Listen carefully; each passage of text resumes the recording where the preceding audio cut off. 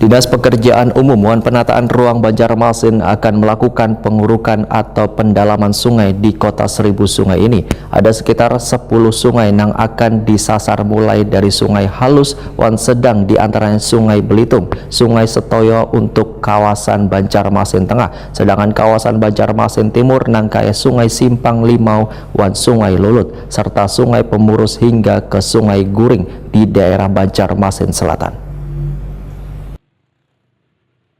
Dinas Pekerjaan Umum dan Penataan Ruang Banjarmasin akan melakukan pengerukan atau pendalaman sungai di Kota Seribu Sungai ini.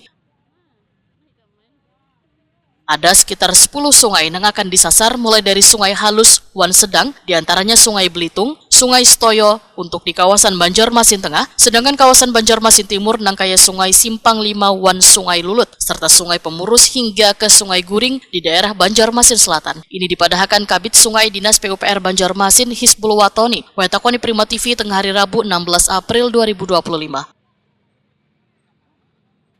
Hisbul Watoni menyatakan pengerukan sungai ini merupakan salah satu program 100 hari kerja Wali Kota Banjarmasin Muhammad Yamin dan Wakil Wali Kota Banjarmasin Hadja Ananda.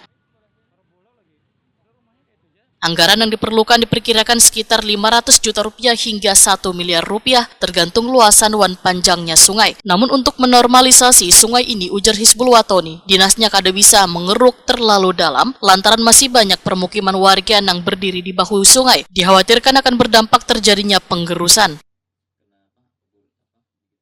Untuk program sasari adalah dengan melakukan tindakan menormalisasi sungai. Ada 10 yang memang kita prioritaskan di dalam program 100 hari ini, khusus yang di tengah kota itu ada sungai Belitung, Sungai Setoyo, Sungai Tata, Sungai Jati Jam-Jam. Ada yang di bagian timur Sungai Simpang Limau, itu yang memang kita programkan sejak tahun 2001 setelah banjir kan memang kawasan sana yang lumayan terdampak. Terus bagian ada Sungai Lulut juga bagian timur, bagian selatannya ada Pemurus yang memang di saat air pasang biasanya atau curah hujan tinggi kan terus muka air Pemurus lumayan tinggi lah karena airnya menggenangi kawasan-kawasan di daerah Krona, Bumi Mas, Banda Indah gitu.